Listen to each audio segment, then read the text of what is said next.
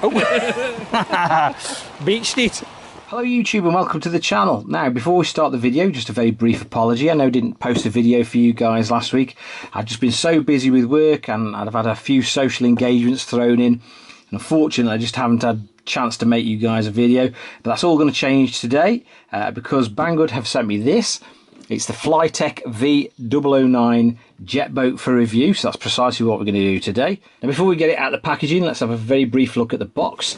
What we've got here, over distance warning, which is very important on a boat. Self-righting, I think when it says self-righting it's all down to the throttle control, but that'll probably be obvious in a bit. Jet pump, now that's the interesting bit about this, because obviously it's a jet boat. And inside, instead of having a prop, inside it's got like a little turbo pump driven by a motor, so it's just like a jet ski really. We've got low battery warning. I think it's 2.4 gig. It should be ready to run this, apart from obviously the batteries for the transmitter. But anyway, enough waffle. Let's get it out of the box and let's have a look at what it looks like. Okay, in the box we get our instruction manual. We get a battery charger, and it looks like there's some spare Allen headed screws in there. We get our transmitter, and it's got a reset button on it, a speed button, not sure what that does at the moment, and a direction trim for the jet, and an on-off button, obviously the usual controls. I think it takes 4 AA batteries this, so I'll check for you in a bit. And we've got the boat itself now. Annoyingly, it doesn't come with a stand or anything, so it sort of flops around everywhere. It would be nice if it came with it. Normally they come with a little plastic stand, but inside, what we'll do is lift the lid. Inside there should be a battery, etc., so we'll quickly have a look at that. Now to get access to the battery and the electronics, etc., we've got the top cover, which you undo with a little lever at the back. Take the cover off. Now we've also got a second watertight cover, which is always good, and this is held on by these little catches here. You have to undo all of them. I think there's 6, yeah. So we've got to take that off. It's a very snug fit, I must admit, which is no bad thing on a boat. So we take that off, and that gives us access to the insides. There's our battery. It's a lithium ion, let's have a look, 1500 milliamp hour unit. And there we go, we've got the inside of the jet boat. We've got a 390 brushed motor, a little servo at the back, and our receiver and ESC situated to the one side.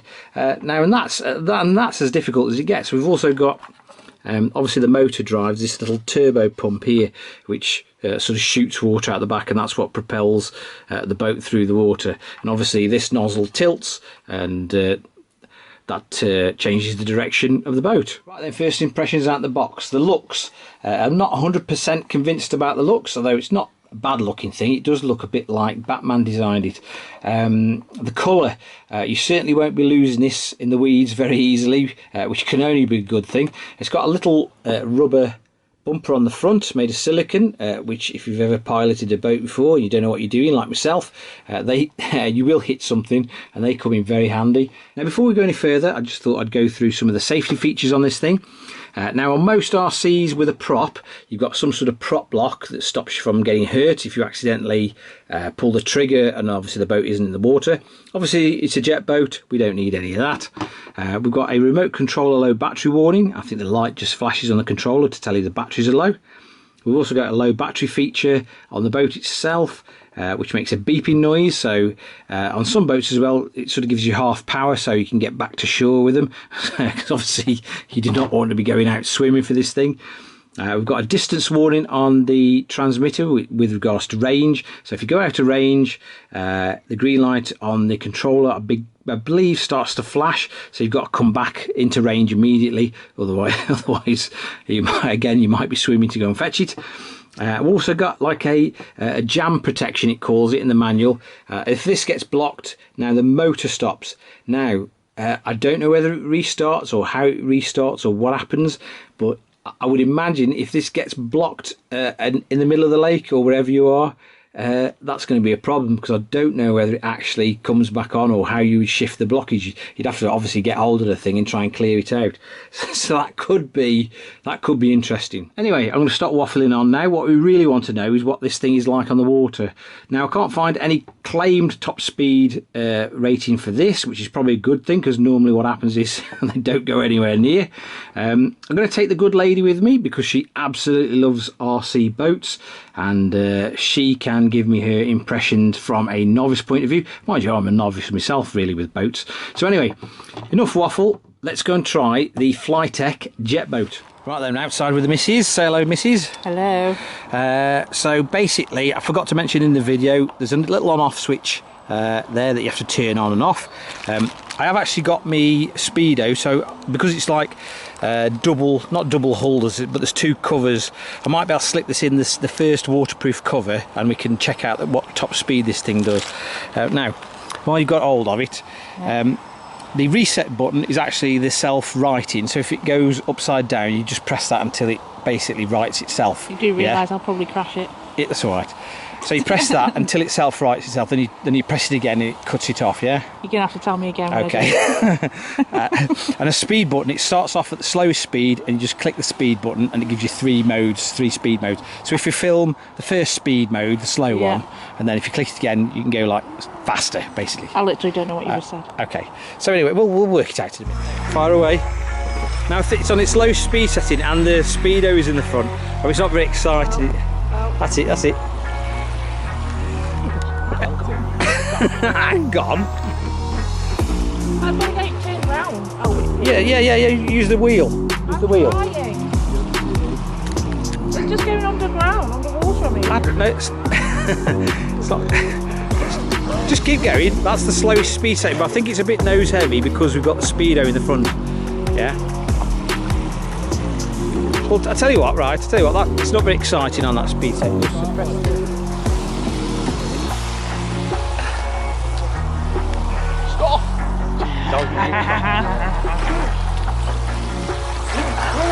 Well, I think that's set intermediate speed. I think we can move up. Can't we? Try that. Full throttle. That's better.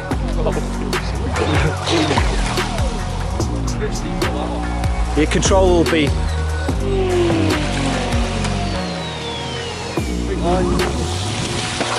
Now that's where the rubber nose comes in handy, you see.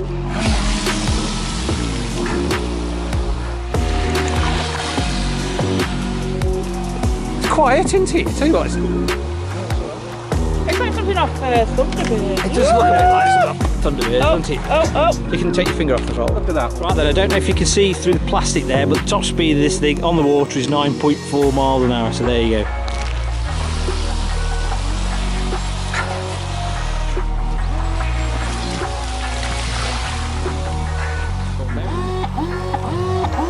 There you go. Hey, there's the reset. Well, self-righting. You can turn it off if you want now.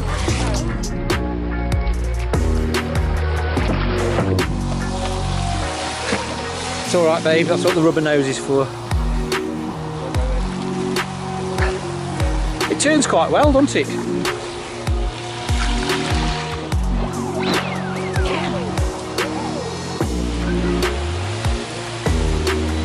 Better underneath the tree, mate.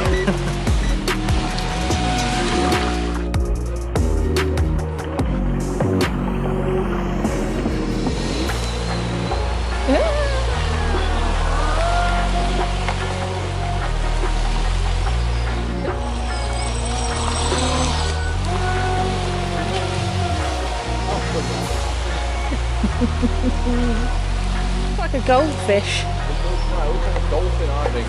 Dolphin. Like cross between a goldfish and something off Thunderbirds.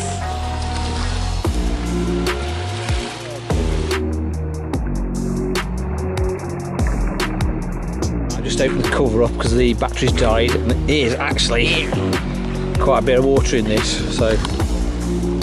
Oh, I say. Mind you, it's piddling it down here as well, I don't know if you can tell. Dripping off my nose. So that's the battery done anyway. Like I said, there is a bit too much water in there for my liking, but never mind.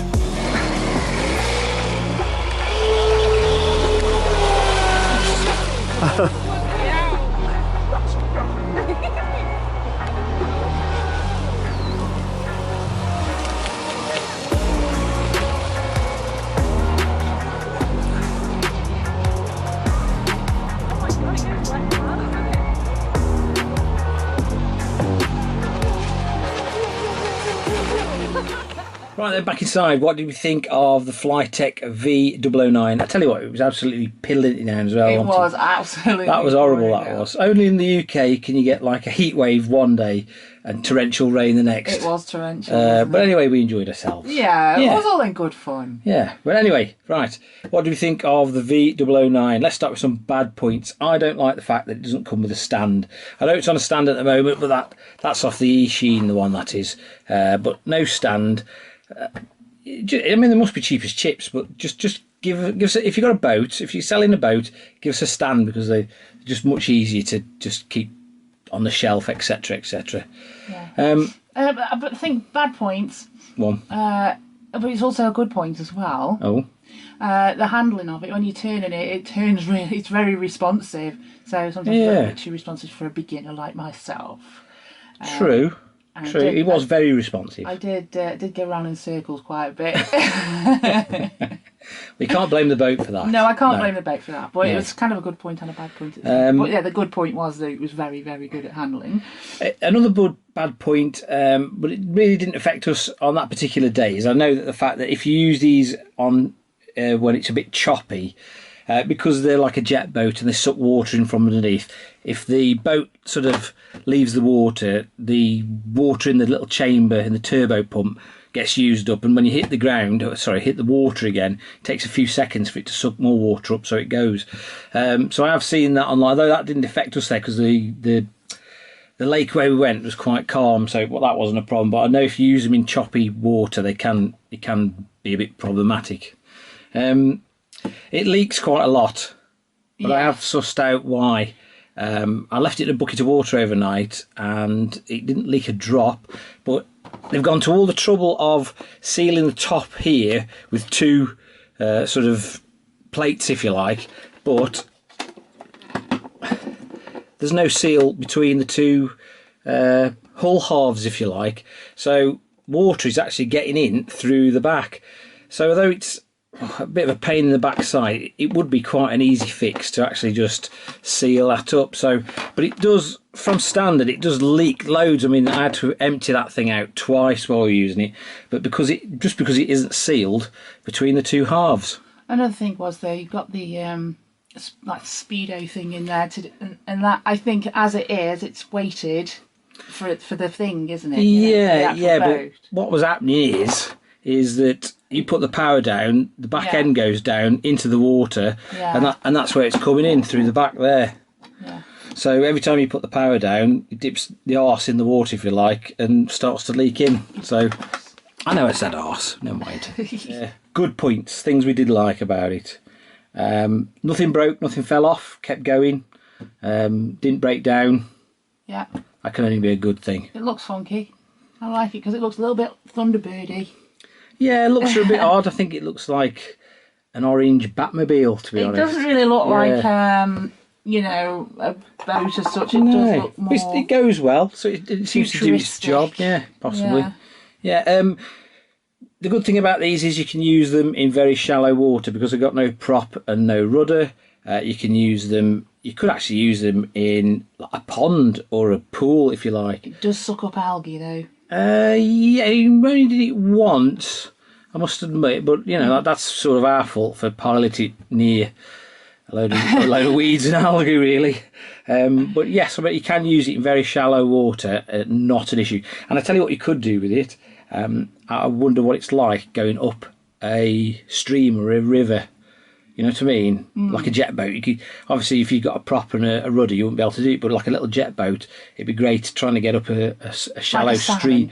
Yeah, a bit like a salmon. Yeah, similar sort of colour. Battery. The battery lasted a good 25-30 minutes. So the battery life on this, I know they only get one battery. The battery life on this is excellent. It doesn't go that quick though, does it? So maybe it wasn't super quick, but it is brushed. And that just means that I get to convert it to brushless at some point. Price is 56 quid, $69. It's not really a lot to spend on a jet boat, I wouldn't imagine. No. It's not a lot of money, really. Could do with a stand, though, like I said. But apart from that, it's not an expensive piece of kit, and it held together, what can I say? Right then, conclusion time. Would we recommend the Flytec V009 to anyone? What do you reckon? Well, it's a bit of fun, isn't it? Yeah, well, I enjoyed it. Yeah. If I hadn't have found out the source of the leaking, and I thought if it had been leaking directly through the seal on the pump or the motor or something like that, or getting in through the shaft, then I think with that much water in, I would have said no, avoid it. Yeah. But it's a fairly straightforward fix. So if you are going to buy one of these, I'm just going to put some seal around. I think you can buy some special tape as well to tape around the seams. But I'm just going to put some like a little wipe of silicone seal round just to seal it off. Yeah. But ordinarily, having that much water in, I would have probably said no, forget it. But because it's such an easy fix and it's such a reasonable boat, I'm still going to recommend it. Yes, good laugh. Yeah. Yeah. A giggle. Yeah, that's it. As ever, a big thank you to Banggood for sponsoring today's video by supplying the boat. I will, of course, leave a link in the description to where you can get it from. If you've enjoyed today's video, please give it a big thumbs up. And if you're feeling that way inclined, hit that subscribe button for more similar future content. Thanks for watching, guys, and I will catch you again very, very soon.